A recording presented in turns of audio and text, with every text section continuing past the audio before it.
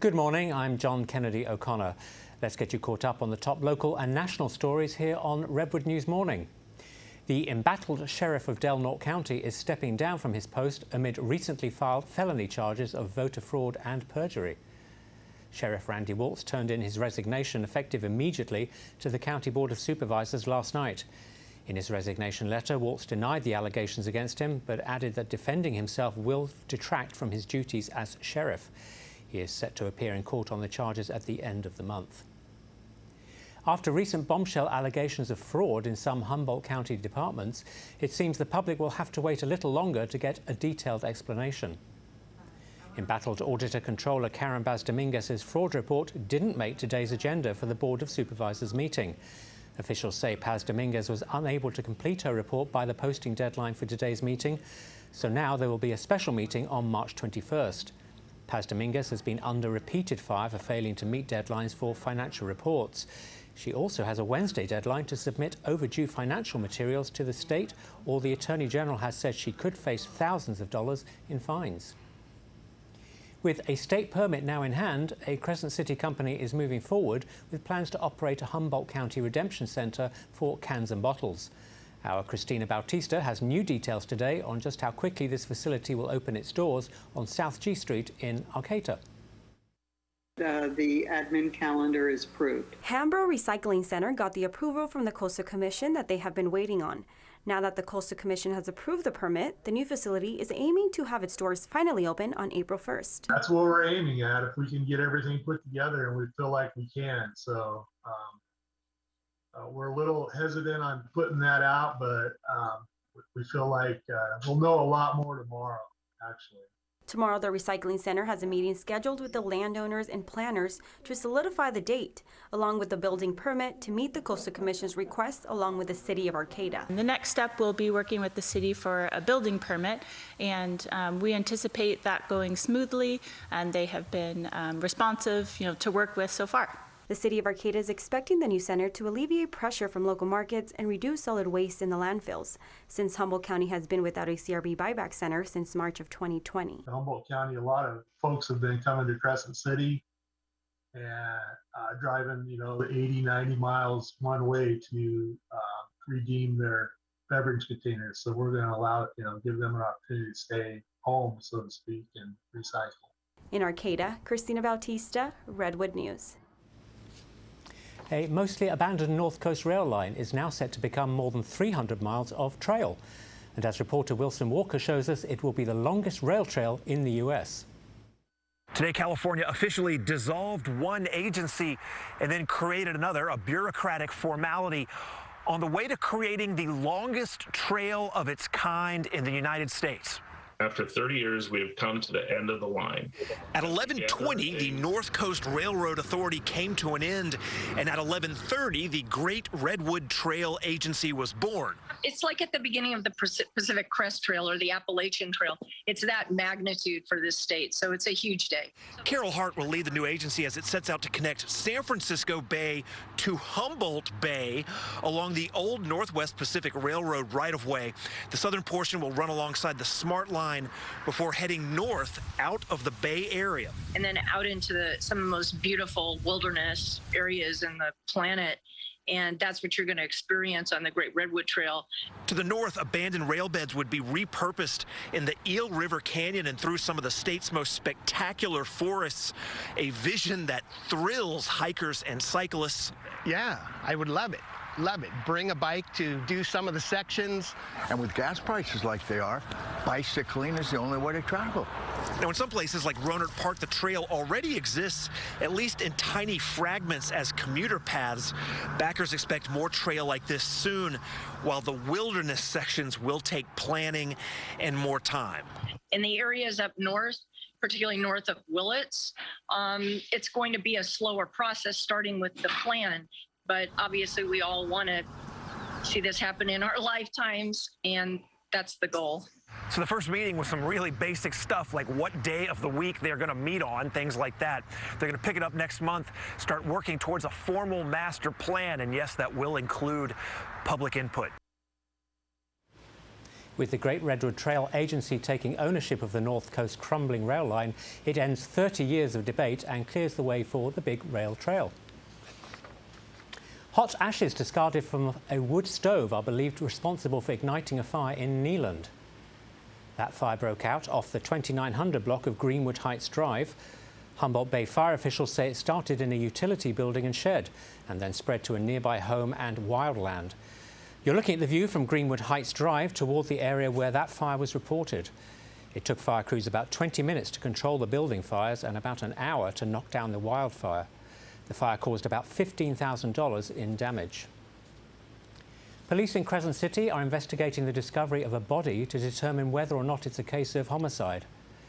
That discovery took place in front of the Rite Aid pharmacy in Crescent City over the weekend.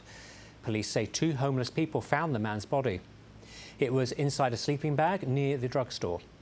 There's no word on the man's identity. Humboldt County deputies have arrested 2 men after separate incidents of violence in Blue Lake involving guns and knives. A Reading man is charged with attempted murder after allegedly stabbing another man multiple times at Blue Lake Casino over the weekend. 33-year-old Jesse McHenry is jailed on a $500,000 bond. Deputies say the 41-year-old victim was stabbed with a knife and seriously wounded during a fight with McHenry at the casino. Meanwhile, 33-year-old Rhett Alex August of Eureka is being held in the Humboldt County Jail for a drive-by shooting. It happened on Larson Heights Road near Blue Lake. Deputies say August fired multiple times at a home that had children inside, but fortunately no one was injured. The US this morning is sending a stern message to China not to inject itself into Russia's deadly invasion of Ukraine. As our Cole Higgins shows us, that alarm is being sounded as Russia appears to be broadening its targets. Shouting, "Stop the war," a protester with an anti-war sign disrupted a broadcast of the Russian state news Monday evening. Many brave people of conscience in Russia oppose the Kremlin's unjustified war, despite the unprecedented crackdown on dissenting voices. To the south, in war-torn Ukraine, caught on camera, a bomb exploding dangerously close to a civilian in the capital of Kyiv. The country is being decimated before the eyes of the world. The impact on civilians is reaching terrifying proportions. A large Ukrainian flag has been taken down in the now Russian-occupied city of Melitopol. And in the city of Mariupol, where Ukrainian President Volodymyr Zelensky says Russian attacks are wiping the city out, drone footage captures black plumes of smoke rising from freshly bombed buildings. Mariupol is the center of the hell that we see in Ukraine at the moment. And the most important priority for Mariupol is to get civilians safely out. The United States now says it has new intelligence suggesting that China is expressing openness to aid Russia with requested military and financial assistance, according to a Western official and a U.S. diplomat. We have been very clear, both privately with Beijing, publicly with Beijing, that there would be consequences for any such support. Cole Higgins, Redwood News. Back here at home, there are signs that gas prices could soon ease up a bit. That's because oil yesterday closed down below $100 a barrel for the first time in 2 weeks. Here in California, the statewide average yesterday for a gallon of gas was a whopping $5.74. As a result, California Republicans called yet again for suspending the state's gas tax to give motorists much-needed relief. But their measure failed late yesterday in the Democratic-controlled Assembly. In many places, it's over $6 now a gallon in California. It's time to give Californians some much-needed relief from these high costs. And we can do that. And that's why we want to fast-track this legislation today to the floor for a vote. This would provide instantly a 50-cent per gallon relief to California consumers. Now, this added burden, which is borne by Californians alone, is not the result of international political events. It is the result of our state's political choices. And one of those choices is to tax gasoline more than any other state. Today, we are offering the legislature a chance to make a different choice. We are offering the legislature the chance to be on the side of hardworking Californians by suspending the state gas tax in its entirety. This will save Californians 50 cents a gallon immediately. But right now, we can provide instant relief to California consumers. We're asking our Democratic colleagues to join us in doing this today. We'll be bringing this up on the floor, and we hope that we'll get their participation in helping every California consumer save a little bit more money in these high cost times. And while it appears a so-called gas tax holiday won't be happening, Governor Newsom has called for suspending a planned July increase in the gas tax. And he's recently said he's considering a rebate to all car owners suffering from the high price of gas. Governor Newsom is also touting the 1 millionth electric vehicle recently sold here in California. That's more than the next 10 states combined. And with the record high gas prices, as correspondent Samantha Manning shows us, electric cars are now on the minds of many lawmakers nationally. The Department of Energy says the sales of all electric and hybrid vehicles nearly doubled in the last year. Now it's up to state and federal leaders to make sure charging stations are available to drivers who make this investment. With gas prices skyrocketing around the country, there is a growing push from the Biden administration and some members of Congress to get more Americans into electric cars. And these prices remind us yet again that we must kick our oil habit and free ourselves from the price volatility of fossil fuels. Lawmakers heard from energy and automotive experts about the need to make sure we have the charging stations and equipment needed to support electric cars. The bipartisan infrastructure package included $7.5 billion to build a network of around 500,000 electric vehicle chargers. Witnesses urged the federal government to provide oversight to make sure these chargers are placed in all communities to make sure everyone has equal access. The transition to electric mobility should benefit every community and provide reliable options for all electric vehicle owners and operators. While supporters of electric vehicles praised the Biden administration's push to green energy, critics argued against the government forcing the transition on American drivers and said consumers should have choice in the matter. I'm opposed, as are most Americans, to the idea that government should mandate energy technologies or fuels. President Biden has set a target to make half of all new vehicles sold in 2030 zero-emissions vehicles. I'm Samantha Manning, reporting from the Washington News Bureau. Northern California farmers have been up against supply chain issues due to the pandemic and water issues with the ongoing drought. Now, due to the Russian invasion of Ukraine, farmers face rising costs for things like fuel and fertilizer. Reporter Lysie Mitri introduces us to a Farm Bureau board member who is also a small family farmer, feeling the effects of the rising costs. Ken Mitchell is a fifth-generation farmer in Elk Grove. This is my neighbor's property that I have leased for walnut trees. He also grows turkeys. In our family's 72nd year doing that, and 5 years in the walnuts, and then we also have club lambs for FFA and 4-H. But these days, between inflation and now even more volatile prices since the Russian invasion of Ukraine, farmers like Mitchell are having to find ways to cut back to get by. Without having the cash flow to pay for these high prices right now, just buy enough fuel to get us by. Hopefully that drops as we get in later. The U.S. has banned oil from Russia, but Russia is also among the world's largest producers of fertilizer. Mitchell made a call to check on those prices today. Fertilizer is anywhere from 30% to 3 times the cost, depending on what it is. He did say nitrogen fertilizer, depending on what blends you have in that. Not getting a quote today because there are no quotes available because the volatility is that much. And the impact of all these growing costs will likely go beyond the farm.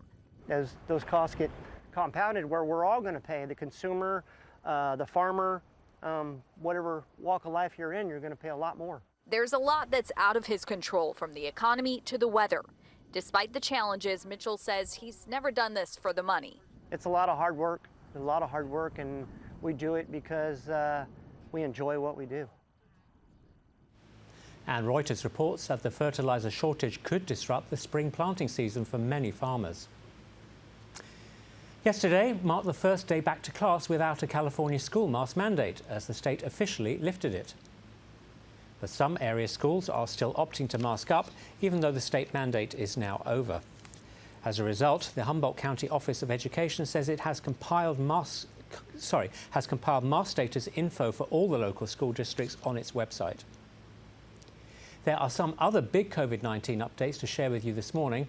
Our Amy Kiley reports on what you need to know. Some big news involving COVID-19 research could affect you and your family. The first update is Pfizer says you might need another booster. The protection that you're getting from the third, it is good enough, actually quite good for hospitalizations and deaths. It's not that good against infections, but doesn't last very long. If you've got children, these next two items are for you. Pfizer says it hopes to have a COVID-19 treatment available for most kids before they head back to school this fall. It would be a version of its antiviral pill Paxlovid. Right now, it's only approved for those 12 or older who are at a high risk of serious infection. Also, if your kids are younger than 5, here's the latest on getting them vaccinated. Potentially May, if it works, FDA I'm sure will do their utmost to review them fast. And we will be ready with manufacturing. This work to advance vaccine and treatment options comes as former President Barack Obama says he's tested positive. So have several House Democrats who went on a retreat last week. And here's one last COVID-19 update for you. The U.S. is now starting its 3rd year of the pandemic. I can date exactly what happened around this time 2 years ago, from the declaration of the pandemic, from the school closures on March 13th, from our first case on March 14th, our closure for St. Paddy's Day that we announced on the 16th. Amy Kiley, Redwood News. That's the latest on this morning's top news stories. Stay with us here on Redwood News Morning. Chief Meteorologist Dan Romano has a look at your weather forecast after a short break.